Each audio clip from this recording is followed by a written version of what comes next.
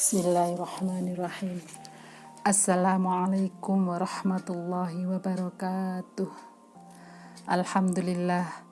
Alhamdulillahilladzi khalaqal mauta wal hayata liyabluwakum ayyukum ahsanu amala wa huwal azizul ghafur. Asyhadu an la ilaha illallah wahdahu la syarikalah wa asyhadu anna Muhammadan abduhu wa rasuluhu la nabiyya ba'dah. Ibu-ibu pendengar kajian online pengurus daerah Aisyah Kota Malang yang dirahmati Allah. Pada kesempatan ini kita akan melanjutkan tadabbur Al-Quran surat Al-Fatihah ayat 5. Iyyaka na'budu wa iyyaka nasta'in, tentang adab berdoa. Ayat-ayat dan hadis di bawah ini menjelaskan bagaimana seharusnya ketika berdoa kepada Allah, Zat yang Maha Agung dan Maha Kuasa, tempat berlabuhnya segala permohonan hamba. Ada berdoa yang pertama adalah berdoa dengan perasaan tunduk dan takut, sebagaimana dalam surat Al-A'raf ayat 55 yang berbunyi, A'udzu billahi minasyaitonir rajim. Ud'u rabbakum tadarru'an wa khufyatan innahu la yuhibbul mu'tadin. Berdoalah kalian kepada Tuhan kalian dalam keadaan tunduk dan takut. Sesungguhnya Ia tidak menyukai orang-orang yang melampaui batas. Adab berdoa nomor 2 adalah berdoa dengan tidak sombong, sebagaimana dalam surat Al-Mu'min ayat 60 yang berbunyi, A'udzu billahi minasyaitonir rajim. Wa qala rabbukum ud'uni astajib lakum. Innal ladzina yastakbiruna an ibadati sayadkhuluna jahannama dakhirin. Artinya, dan Tuhanmu berfirman, berdoalah kepadaku, pasti aku akan mengabulkan bagi kalian. Sesungguhnya orang-orang yang menyombongkan diri dari beribadah padaku akan masuk ke dalam neraka jahanam dalam keadaan hina dina. Nomor 3, berdoa dengan ikhlas. Ikhlas dalam beragama, tidak melaksanakan syirik besar maupun kecil, sebagaimana tercantum dalam surat Al-A'raf ayat 29 dan surat Al-Mu'min ayat 65 yang berbunyi, A'udzu billahi minasyaitonir rajim. Qul amara rabbi bil qisti wa aqimu wujuhakum 'inda kulli masjidin wad'uuhu mukhlishina lahuddin kama bada'akum ta'udun.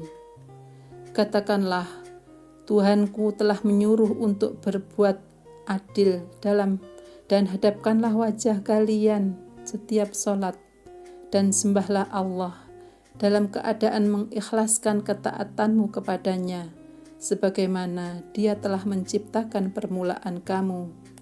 Demikianlah kamu akan kembali. Kemudian ada berdoa nomor 4 adalah berdoa dengan takut dan penuh harap, sebagaimana dalam surat Al-A'raf ayat 56 yang berbunyi, A'udzu billahi minasyaitonir rajim. Wa la tufsidu fil ardi ba'da islahiha wad'uuhu khaufan wa tama'an. Inna rahmatallahi qaribum minal muhsinin. Yang artinya, dan janganlah kamu membuat kerusakan di muka bumi sesudah Allah memperbaikinya, dan berdoalah kepadanya dengan rasa takut untuk tidak diterima dan harapan akan dikabulkan. Sesungguhnya rahmat Allah amat dekat kepada orang-orang yang berbuat baik. Nomor 5, memanggil atau berdoa dengan Al-Asmaul Husna, sebagaimana dalam surat Al-A'raf ayat 180 yang berbunyi, A'udzu billahi minasyaitonir rajim.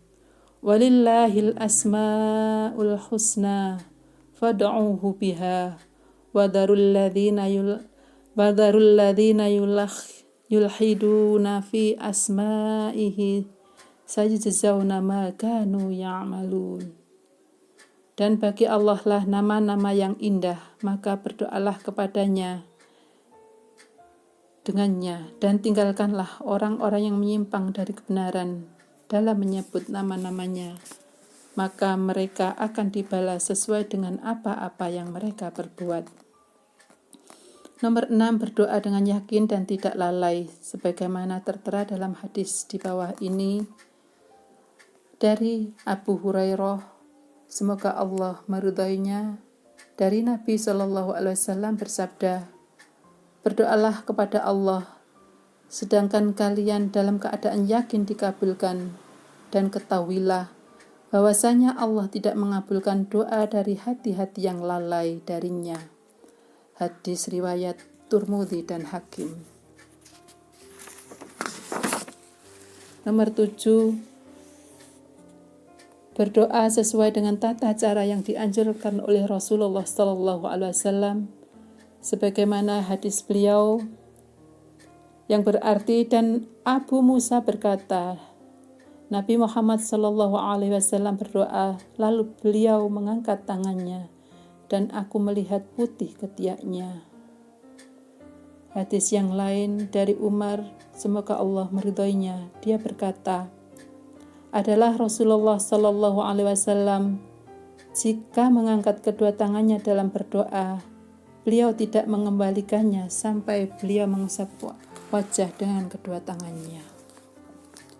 Nomor 8, berdoa dengan memuji Allah dan bersolawat pada Nabi, sebagaimana dijelaskan dalam hadis beliau yang artinya dari Fadlah bin Ubaid, semoga Allah meridhoinya, ia berkata, Rasulullah SAW bersabda, ketika beliau mendengar seorang laki-laki yang berdoa dalam salatnya dan dia tidak bersalawat kepadanya, lalu Nabi memanggilnya.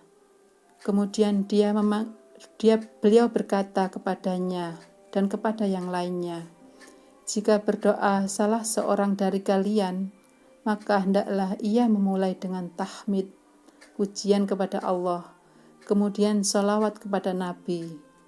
Lalu setelah itu berdoalah dengan apa-apa yang kalian kehendaki. Hadis riwayat pemilik kitab-kitab sunan.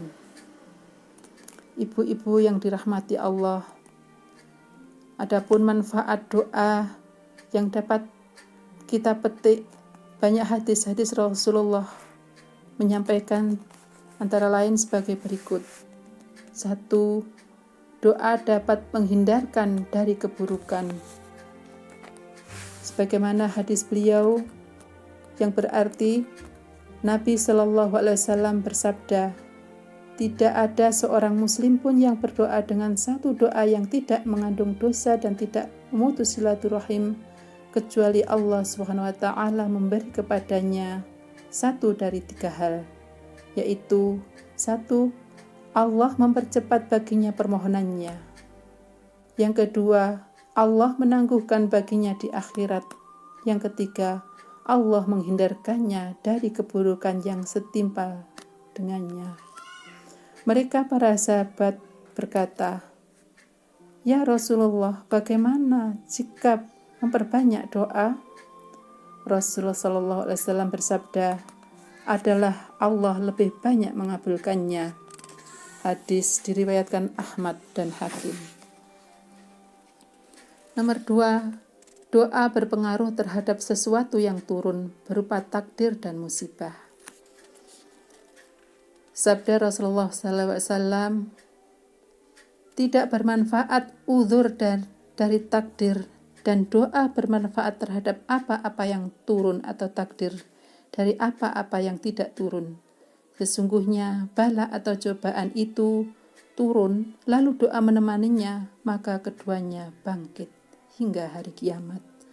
Hadis riwayat At-Tabrani dan Hakim. Nomor 3, dalam buku Abwabul Farji tulisan Dr. Sayyid Muhammad Alwi Al-Hasan dijelaskan bahwa pengaruh doa terhadap bala itu ada beberapa kemungkinan. Di antaranya, 1, bahwa doa itu lebih kuat dari bala atau cobaan, maka ia akan menolaknya. Nomor 2, kalau doa itu lebih lemah dari bala dan bala lebih kuat dari doa, maka bala tetap menimpanya, akan tetapi diberingan. Nomor 3, kadang-kadang doa itu tertolak karena tidak disukai oleh Allah disebabkan mengandung permusuhan atau lemahnya hati ketika manusia itu waktu melaksanakan doa kurang tepat atau karena pemintanya memakan barang yang haram atau melakukan dosa-dosa. Ibu-ibu yang dirahmati Allah, adapun waktu-waktu mustajabah untuk berdoa menurut Dr. Sayyid Muhammad Alwi Al-Hasan adalah 1, berdoa pada waktu yang mulia, misalnya pada hari Arafah, bulan Ramadan, hari Jumat, dan waktu sahur. Nomor 2, berdoa dalam keadaan yang penting dan mulia, yaitu waktu menghunus pedang fisabilillah, waktu sujud, waktu suci dan ikhlasnya hati. Kemudian nomor 3, berdoa menghadap kiblat dan mengangkat tangan. Nomor 4, merendahkan suara antara tersembunyi dan jahar. Nomor 5, terus-menerus dalam berdoa dan istiqomah meminta pada setiap waktu. Nomor 6, memperbanyak doa di waktu lapang. Sebagaimana hadis Rasulullah yang artinya, dari Abu Hurairah, semoga Allah meridhoinya, dari Nabi Shallallahu Alaihi Wasallam, beliau bersabda, Tuhan kita yang maha suci dan maha tinggi setiap malam ke langit dunia ketika sepertiga malam akhir. Ia berkata, barang siapa yang berdoa kepadaku, maka aku akan mengabulkan baginya. Dan barang siapa yang meminta kepadaku, maka aku akan berikannya. Dan barang siapa yang meminta ampun kepadaku, maka aku akan mengampuni baginya. Hadis riwayat Imam yang 4. Pada hadis lain dari Abu Umamah radhiyallahu an berkata, dikatakan, ya Rasulullah, doa manakah yang paling didengar? Rasulullah bersabda, tengah malam yang terakhir dan setelah sholat yang diwajibkan. Hadis riwayat Tirmidzi. Dalam hadis yang lain dari Abu Hurairah, semoga Allah meridhoinya, dari Nabi Shallallahu Alaihi Wasallam, beliau bersabda, keadaan yang paling dekat antara hamba dengan Tuhannya adalah ketika dalam keadaan sujud.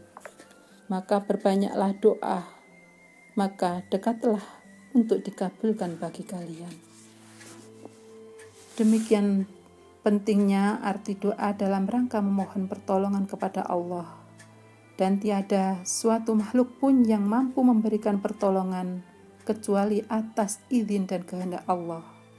Dan tiada seorang pun yang mampu memberi petunjuk jalan kecuali dengan izin dan pertolongan Allah.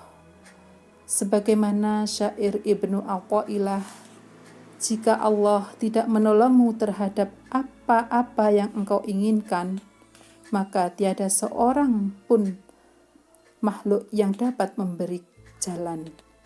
Dan jika Allah tidak memberi petunjuk bagi jalanmu, kamu akan tersesat walaupun rambu-rambu sebagai pemandu. Ibu-ibu yang dirahmati Allah, demikian bahasan tentang adab dan waktu mustajabah untuk berdoa. Nasrun minallah wa fathun qarib wa basyiril mu'minin. Wassalamualaikum warahmatullahi wabarakatuh.